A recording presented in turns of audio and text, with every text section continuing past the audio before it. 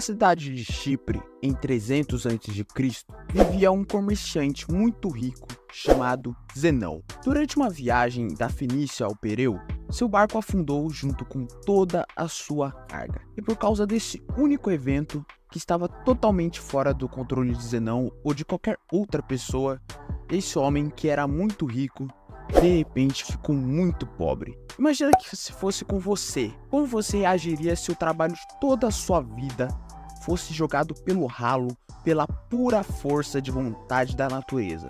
Qual é a reação adequada você ficaria? Com raiva? Triste? Você sentiria que a vida o enganou? Para a maioria de nós, todas essas reações seriam reações normais, mas não para Zenão, o pai do estoicismo. Uma pequena mudança dura uma eternidade, e uma pequena reformulação da sua mentalidade pode resultar em mudanças maiores e mais impactantes. Então, por isso, deixei um curso gratuito para você começar a vender nesse mundo da internet.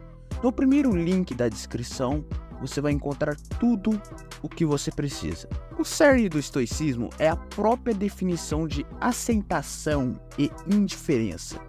Depois de ler as obras de Sócrates e outros grandes filósofos, Zenão criou e ensinou o estoicismo. De acordo com ele, embora não tenhamos muito controle sobre o que acontece conosco, temos controle de como isso nos afeta, e devemos usar esse controle com grande eficiência.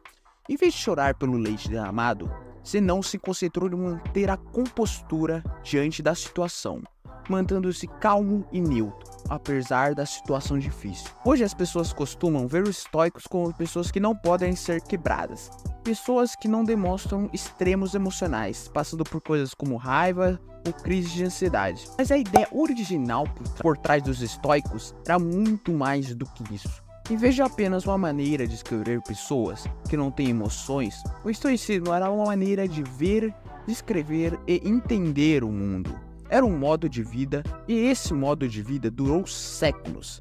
A filosofia estoica pode ser aplicada às situações de hoje da mesma forma que foi aplicada há milhares de anos, e seus benefícios são igualmente impactantes. O estoicismo nos permite processar essas emoções negativas de experiências negativas e transformá-las em pensamentos que nos dão uma perspectiva única do mundo. Perspectiva é tudo e todos no mundo. E, portanto, perspectivas diferentes sobre as coisas, como os estoicos reuniam, discutiam e ensinavam filosofias em local público. Sua filosofia era amplamente conhecida, eles acreditavam que os princípios estoicos poderiam beneficiar muito a todos, e portanto não fazia sentido para eles esse conhecimento atrás de um quadro de paredes de uma escola ou dos pátios do palácio. Como resultado, escravos e imperadores puderam aprender a se tornar estoicos, e eles o fizeram. Os primeiros estoicos praticavam o que pegavam, evitando todas as formas de segregação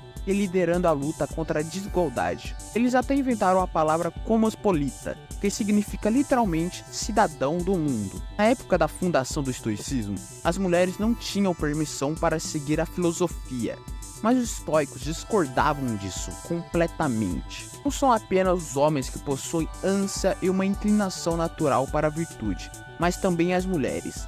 As mulheres ficam satisfeitas tanto quanto os homens, com ações nobres e justas, e rejeitam o oposto de tais coisas. Sendo assim, que é apropriado que homens busquem e examinem como podem viver bem. Isto é praticar a filosofia. Mesmo em uma época que não era popular, as mulheres podiam aprender livremente sobre o estoicismo e se tornarem estoicas. Então, por que tantas pessoas adotam o estoicismo como estilo de vida? Num mundo cheio de reviravoltas inesperadas, nossas emoções tendem a atrapalhar as coisas. Na verdade, não ficamos tristes porque coisas ruins acontecem conosco. Ficamos tristes porque coisas ruins e inesperadas acontecem conosco. A chuva é uma coisa boa, ajuda a regar nossas plantas e fornecer água para o gado, mantém a temperatura fresca e úmida. Mas a verdade é que quando aquela nuvem escura te pega do lado de fora sem guarda-chuva, nunca é uma boa experiência. Então por que não começamos a chorar quando começa a chover? É porque, embora a situação seja ruim, aprendemos a esperar a chuva. É algo inevitável. Não podemos controlar o clima. A chuva passa e a luz volta. O estoicismo nos ensina que, da mesma forma, devemos esperar que tudo de ruim possa acontecer. Imagine o pior dos resultados e fique contente sabendo que isso pode acontecer. Um dos exercícios estoicos é conhecido como o desconforto voluntário, um exercício que visa aumentar os sentimentos de gratidão. Durma no chão da sua cozinha, tome banho frio quando normalmente toma banho quente, coma apenas batatas por alguns dias. Este exercício ajuda você a entender que não importa o quão difícil seja, você ainda sobreviverá e potencialmente prosperará. Se a sua mentalidade estiver correta, conseguimos suportar essas situações incômodas, preparamos indiretamente a nossa mente para futuros infortúnios. No estado atual do mundo, os anúncios vêm nos enfiando goela abaixo que precisamos ter um lançamento do ano, que precisamos ter isso, que precisamos ter aquilo, que precisamos ter um valor mínimo de dinheiro, porque caso contrário, será impossível ser feliz. E como entramos no mundo e sem saber muita coisa, crescemos aprendendo coisas em casa, na escola e observando o mundo por nós mesmos. O problema é que muitas vezes, todas as três fontes de conhecimento nos ensinam de maneiras diferentes. A questão que precisamos internalizar todo esse conhecimento, se fizermos, podemos sem saber estabelecer expectativas reais para as nossas vidas, deixando-nos desapontados e insatisfeitos no final. Isso não é jeito de viver. Em vez disso, devemos nos concentrar em melhorar a nós mesmos. Para nós mesmos, devemos fazer as coisas para nós mesmos. Apenas por esse motivo, anexar qualquer esperança externa, apego e secundários a ações que realizamos quase sempre leva a desapontamento. A maioria das vezes, acabamos tentando preencher esse vazio com coisas externas, gastando todo o seu dinheiro em um carro chique, uma casa ou até mesmo começando a família. Às vezes, fazemos todas as coisas por seu valor externo e não pelo seu valor interno. Mas o estoicismo ensina que se você abordar a vida dessa maneira, colocar a sua felicidade na mão das forças externas, forças que sempre podem falhar. Carros quase sempre quebram, desastres naturais desabam em cidades inteiras, e as taxas de divórcio aumentam cada vez mais a cada ano. Mesmo as coisas gratuitas da vida têm um custo do espaço, tanto físico quanto mental. Como Sêneca escreveu uma vez, aprender a viver com menos criará espaço em sua vida para as coisas que realmente importam. Para você, em vez disso, devemos colocar a nossa felicidade em nosso valor intrínseco. Como humanos, e em nada que tenhamos ou possamos adquirir fisicamente, devemos escolher o possível, para manter a cabeça fria, independente do que a vida nos apresente. Porque independente do que queremos no final das contas, não temos controle sobre a maioria das coisas que acontecem conosco, mas temos todo o controle sobre como reagimos a essas coisas. Essa é a dicotomia do controle e o princípio mais importante da filosofia estoica. Nas palavras de Epiteto, a principal coisa na vida é simplesmente essa: identificar e separar assuntos para que eu possa dizer claramente a mim mesmo quais são externos que não estão sob o meu controle e que me tem a ver com as escolhas que eu realmente controlo, do que podemos controlar e do que não podemos. Precisamos determinar nosso valor não pelas coisas que não podemos controlar, mas pela que podemos controlar. Se esforçar por um objetivo é uma boa característica, mas quebrar quando essas coisas não acontecem do seu jeito, do ponto de vista histórico, é bem inútil. Fazer um vídeo para o YouTube é muito mais fácil do que ser o imperador romano. Você concorda que produzir um vídeo com muita qualidade dá muito mais trabalho do que grande maioria das pessoas pensam? E ainda assim, tem muitas pessoas que julgam o sucesso do seu canal no YouTube com base em quantas inscrições você tem. Mas o ponto é que essas métricas, em sua maioria, estão fora do seu controle. Então daí os estoicos ensinam que, ao invés disso, você deve julgar o seu sucesso do seu trabalho com base na quantidade de esforço que você faz e não no resultado das esperanças externas. Até porque não faz sentido comparar um canal que tem 1 ano com um canal que tem 10 anos, esperando as mesmas métricas. Confie no processo.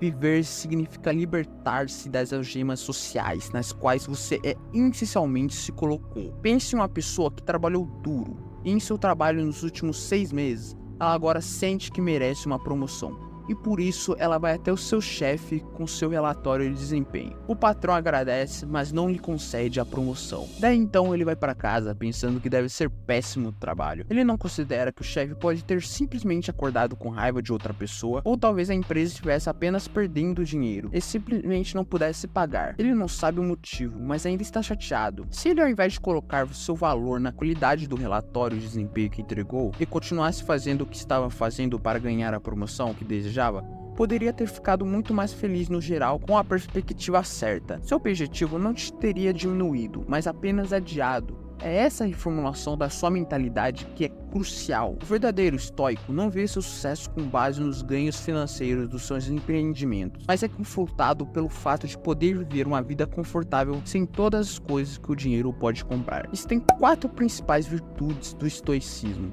sabedoria, coragem, temperança e justiça. Sabedoria é separar o que é interno do que é externo.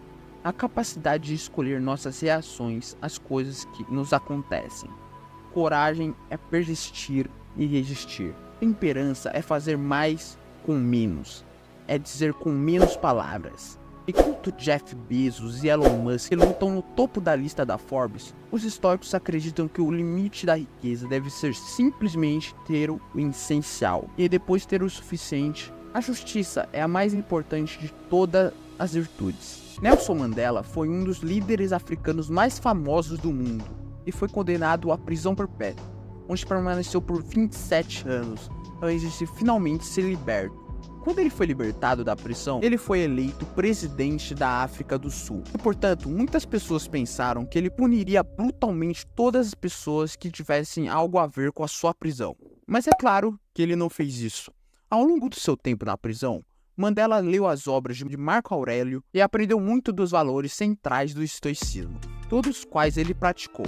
Ao longo da sua vida, em vez de pedir cabeça dos seus malfeitores, Nelson Mandela exortou seu povo a buscar o contrário, para relaxar e reconstruir. Ele enfatizou que o passado já estava fora do seu controle e que a única coisa que podiam fazer era encontrar uma maneira de seguir em frente e construir uma nação melhor. Este é o caminho estoico na medicina moderna. O estoicismo está no centro de procedimentos como a terapia racional, emotiva, comportamental e a logoterapia, pois ajuda os pacientes a identificar padrões de pensamentos negativos que podem estar causando problemas emocionais e comportamentais. Isso permite que o raciocínio por trás dos seus pensamentos negativos, com lógica do perceber que muito deles estão infundados, poderá substituí-los por crenças mais produtivas e saudáveis. A terapia, por outro lado, baseia-se no princípio de que os humanos são movidos por um propósito. Mesmo nas situações mais sombrias, podemos encher nossas vidas de significado e felicidade, simplesmente descobrindo qual é esse propósito. É mais fácil dizer do que fazer para resolver nossos problemas com a felicidade. Devemos praticar a autoestima ao redirecionar nossa definição de valor para as coisas que podemos controlar. Podemos parar de nos fixar nas coisas que não podemos controlar. Em geral, podemos levar uma vida muito mais feliz e gratificante. O estoicismo nos ajuda a navegar pelas tempestades do passado presente, pelas águas mais calmas e pacíficas. E se nosso navio afundar e todos nós nos afogarmos, podemos ficar tranquilos com o fato de termos vivido uma vida boa, embora não tanto quanto esperávamos. Até porque tudo tem um fim. Que necessidade há de chorar por parte da vida quando toda ela exige lágrimas? E nesse vídeo eu mostro como a sua forma de ver as coisas mudam a sua visão de mundo. Então veja como descobrir o seu propósito agora.